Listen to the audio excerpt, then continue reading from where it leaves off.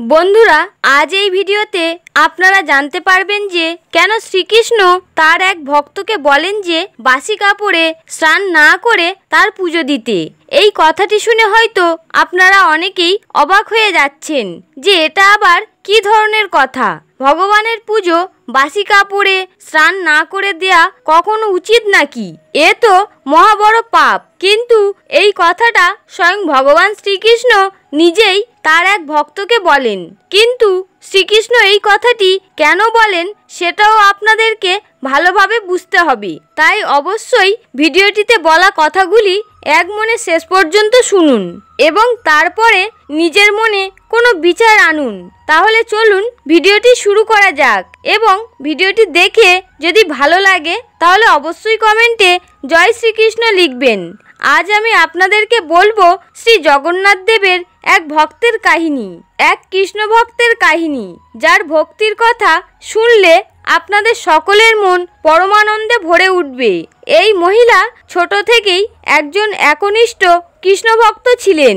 তার সম্পূর্ণ দিন কৃষ্ণ সেবাতেই কেটে যেত। তিনি ছোটবেলা থেকেই তার বাবাকে পুজোয় সাহায্য করতে করতে হয়ে ওঠেন একজন বিশাল কৃষ্ণ ভক্ত। তারপর তার বাবার মৃত্যুর পর তিনি পুরীর শ্রী জগন্নাথ দেবের মন্দিরের কাছে একটি ছোট্ট কুঠিরে এসে বাস করতে শুরু করেন। তিনি নিয়মিত মন্দিরে যেতেন শ্রী জগন্নাথ দেবকে দর্শন করতে। শ্রী জগন্নাথ দেবের দর্শন ছিল তার নিত্যদিনের কাজ। তার কোনো সন্তান ছিল না এবং তিনি ধীরে ধীরে শ্রী জগন্নাথ দেবকে পুত্রের মতো স্নেহ করতেন। জগন্নাথ দেবের দর্শনের সময় নিয়মিত নিয়ে যেতেন নানা ধরনের ফল। তিনি এই সব ফল জগন্নাথ দেবকে নিবেদন করে আসতেন। একদিন মন্দির থেকে বাড়ি ফিরে তার মনে হলো পুরোহিতের ভোগ ভগবানকে নিবেদন করার আগেই হয়তো ভগবানের খিদে পেয়ে যায়, আর তিনি যে ফল ভগবানকে নিবেদন করেন তাতে হয়তো তার ক্ষুধা মেটে না। ভগবানের প্রতি এমন মাতৃস্নেহ নিয়ে ঠিক পরের দিন থেকে তিনি সকাল 3:30-র সময় ঘুম থেকে উঠে খিচুড়ি রান্না করতে শুরু করলেন। তিনি স্নান না করে ঘর পরিষ্কার কিছু না করে প্রথমেই ঘুম থেকে উঠে খিচুড়ি রান্না করতে বসালেন।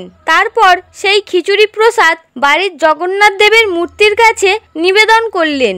ঠিক সেই সময় এক কৃষ্ণাঙ্গ অতীব সুদর্শন বালক তার কুঠিরে প্রবেশ করে বলল, বড্ড খিদে পেয়েছে, আমাকে কিছু খেতে দাও। সেই মহিলাটি অপলক দৃষ্টিতে তাকিয়ে থাকলেন সেই বালকটির দিকে। দ্রুত গিয়ে তার জন্য একটি আসনের ব্যবস্থা করলেন। কিন্তু তিনি মনে মনে ভাবছিলেন যে এই বালককে সে কি খেতে দেবে। তখন হঠাৎ করে তার মনে হলো ভগবান শ্রী জগন্নাথ দেবকে নিবেদিত ভোগ এই বালককে খেতে দেওয়ার কথা। তিনি তাই করলেন। মহানন্দে সেই বালক খিচুড়ি খেতে লাগলো। সে তার পাশে বসে তাকে পাখার হাওয়া করতে লাগলেন আর অপলক দৃষ্টিতে তাকিয়ে রইলেন সেই বালকটির দিকে। সেই প্রসাদ খেয়ে খুবই তৃপ্ত হলো সেই বালক। সে বলল প্রত্যেক দিন এরকম খিচুড়ি খেতে চাইছে। আর সেই কৃষ্ণভক্ত মহিলাটি মাথা নাড়ালেন। বালকটি এটাও বলে গেল যে প্রত্যেক দিন সে আসবে সকাল সকাল খিচুড়ি খেতে। তারপর বালকটি কিছু দূরে গিয়ে অদৃশ্য হয়ে গেল। এদিকে তার আর সময় কাটে না। তার খালি মনে হতে লাগলো কখন আসবে সেই বালক। তিনি খেতে দেবেন তাকে, পাখার হাওয়া করবেন তাকে। পরের দিন উঠে সব কাজ ফেলে রেখে ধরিয়ে দিলেন উনুন। শুরু করলেন রান্না। মনে চিন্তা তার, রান্না যেন তার ভালো হয় ঠাকুর। ভগবান জগন্নাথ দেব তুমি সহায় হও। তোমার নিবেদন করব প্রথমে, তারপরে বালকটিকে দেব প্রসাদ হিসাবে।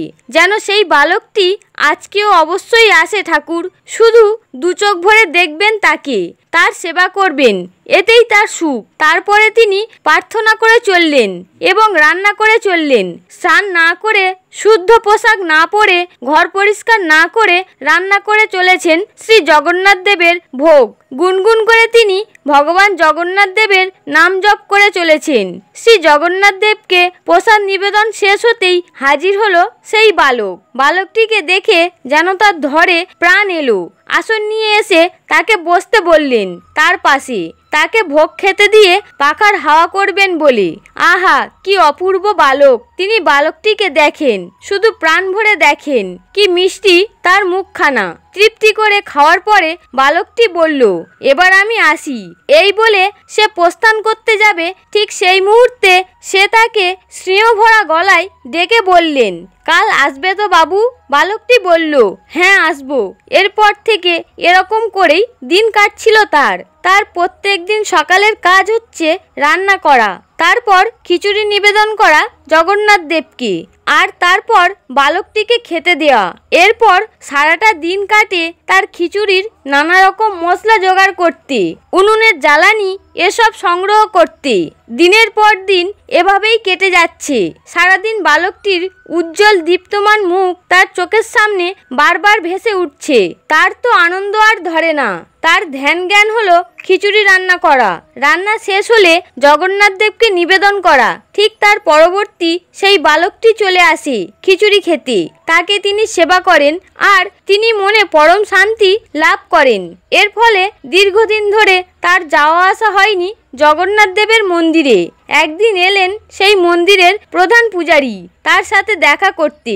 তিনি জিজ্ঞাসা করলেন, এখন কেন মন্দিরে যাও না তুমি? কথায় কথায় বললেন তার সারাদিনের কাহিনী। স্নান না করে, ঘর আঙিনা পরিষ্কার না করে, ধোয়া কাপড় না পরে ভগবান শ্রী জগন্নাথ দেবকে প্রসাদ দেওয়ার কথা শুনে মন্দিরের প্রধান পূজারী অত্যন্ত অসন্তুষ্ট হলেন। তিনি তাকে বললেন, স্নান করে পরিষ্কার পোশাক পরে তিনি যেন রান্না করেন, তারপর যেন নিবেদন করেন নৈবেদ্য। মানে এটা তো জগন্নাথ দেবের পূজা হবে, তাই স্নান করে করতে বলেছিলেন তিনি। এতদিন বাসি কাপড়ে রান্না করে নৈবেদ্য নিবেদন করছিলেন জগন্নাথ দেবকে। এটা অনুচিত হয়েছে ভেবে তিনি মনে মনে খুব ব্যথা পাচ্ছিলেন। তিনি খুবই দুঃখিত ছিলেন। মনে মনে ক্ষমা প্রার্থনা করছিলেন তিনি বারবার জগন্নাথ দেবের কাছে। পরের দিন তিনি সকালে উঠে স্নান করলেন, তারপর পোশাক পরিবর্তন করে রান্নায় বসলেন। অনেক সময় লেগে গেল তার এবং বেলা হয়ে গেল যখন তিনি নিবেদন করলেন খিচুড়ি। অবশেষে এলো সেই বালক। তার মুখ শুকিয়ে গেছে, শুকিয়ে ছোট্ট হয়ে গেছে সুন্দর মুখটি। ভোগের অপেক্ষা করতে করতে সেদিন প্রথমবার তার দেরি হয়ে গেল বালকটিকে ভোগের প্রসাদ খেতে দিতে। তারপর বালকটি কোনো রকমে দ্রুত ওই ভোগ খেয়ে ফেললো। অন্যদিকে মন্দিরের প্রধান পুরোহিত নিবেদন করলেন প্রসাদ, কিন্তু দেখলেন নৈবেদ্য থেকে সুগন্ধ আসছে না। শ্রী জগন্নাথ দেব কি তাহলে গ্রহণ করলেন না নৈবেদ্য? তাহলে কি অন্যায় হয়ে গেল তার? এই ভেবে মন্দিরের প্রধান পূজারী ভগবান শ্রী জগন্নাথ দেবের কাছে বারংবার ক্ষমা প্রার্থনা করতে লাগলেন। অবশেষে তিনি দেখলেন জগন্নাথ দেবের মুখে লেগে রয়েছে খিচুড়ি। ধ্যানে বসলেন তিনি, সব জানতে পারলেন। ধ্যান ভাঙতেই তিনি ছুটলেন সেই কৃষ্ণ ভক্তের ঘরে, সব খুলে বললেন। খুবই চমৎকৃত হলেন সেই মহিলা। আনন্দে তখন তার দু চোখে আর জল ধরে না। তাহলে বালকটি কি শ্রী জগন্নাথ দেব নিজেই ছিলেন? আনন্দে তার দু চোখে জল চলে আসে। পূজারীদের অনুরোধে এরপর থেকে প্রত্যেক দিন তিনি সকালে উঠে মন্দিরে রান্নাঘরে গিয়ে বানাতেন সেই ভোগ, তারপর তিনি নিবেদন করতেন শ্রী জগন্নাথ দেবের উদ্দেশ্যে। বালক ভোগে একটি গুরুত্বপূর্ণ পদ হচ্ছে খিচুড়ি, আর এই মহিলার নাম হলো কর্মাবাই ও তার খিচুড়ি প্রসাদ হলো কর্মাবাইয়ের খিচুড়ি নামে। ভগবানের জন্য খিচুড়ি সেবা করে থাকেন তিনি বাকি জীবন। তিনি খুব কম বয়সে মারা যান। মৃত্যু হয় তার পুরীতে। সালটা ছিল 1634, দিনটা ছিল 25শে জুলাই। মন্দিরের অদূরেই তিনি সমাধিস্থ হন। তার মৃত্যুর সময় জগন্নাথ দেবের চোখ থেকে অশ্রুফোঁটা ঝরে পড়তে দেখেন পুরীর রাজা ও প্রধান পূজারী। শ্রী জগন্নাথ দেব সেই দিন রাতে তাদের স্বপ্নে আসেন এবং বলেন অতীব প্রিয় কর্মাবাই প্রয়াত হয়ে তার মধ্যেই মিশে গেছেন, কিন্তু এখন কে তাকে খিচুড়ি খাওয়াবে? ভগবান দুঃখ প্রকাশ করেন। পরের দিন পুরীর রাজা পুরীর শ্রী জগন্নাথ মন্দিরের প্রধান পূজারীর উপস্থিতিতে রাঁধুনিদের নির্দেশ দেন রোজ ভোরে কর্মাবাইয়ের সেই খিচুড়ি নির্মাণের জন্য। আর আজও সেই প্রথা চলে আসছে। প্রত্যেক দিন ভোরে শ্রী জগন্নাথ দেবকে নিবেদন করা হয় কর্মাবাইয়ের সেই খিচুড়ি। এই অদ্ভুত ঘটনার অনেক প্রত্যক্ষদর্শী আছে আজও। যখন পুরীর শ্রী জগন্নাথ মন্দিরের রথযাত্রা হয় তখন রথের চাকা শ্রী জগন্নাথ দেবের ভক্ত কর্মাবাইয়ের সমাধির কাছে এসে থেমে যায়। কিছুতেই সে চাকা আর নড়ানো যায় না। সবাই বলে শ্রী জগন্নাথ দেব তখন নিজের প্রিয় ভক্ত কর্মবাইয়ের সঙ্গে দেখা করতে যান, নিজের ভক্তের উপরে কৃপা করেন। কিছুক্ষণ পর রথের চাকা আবার নিজে থেকেই ঘুরতে শুরু করে। বন্ধুরা, এমন ভক্তি যাদের থাকে তারাই ঈশ্বরের দর্শন অবশ্যই পাবে। তো আপনাদেরকে এটা বুঝতে হবে যে কর্মবাই কতটা ভালোবাসতেন ভগবান শ্রীকৃষ্ণকে এবং কতটা স্নেহ করতেন। তার এই অপার ভক্তির কারণেই ভগবান তার বাড়িতে এসে খাবার গ্রহণ করতেন। এনার ব্যাপারটা সম্পূর্ণ আলাদা। যদি কারো মধ্যে এরকম ভগবানের প্রতি ভক্তি থাকে এবং বিশ্বাস থাকে, তাহলে সেও এইরকমভাবে ভগবানের সেবা করলে ভগবান তার সেবা অবশ্যই গ্রহণ করবে। তবে প্রশ্ন হলো এটাই যে আমার আপনার মধ্যে কি এরকম ভক্তি আদৌ আছে? কর্মবাই নিজের ছেলের মতো স্নেহ করতেন ভগবান শ্রীকৃষ্ণকে। এরকম স্নেহ করা কি সবার পক্ষে সম্ভব? ভেবে দেখুন। হরে কৃষ্ণ।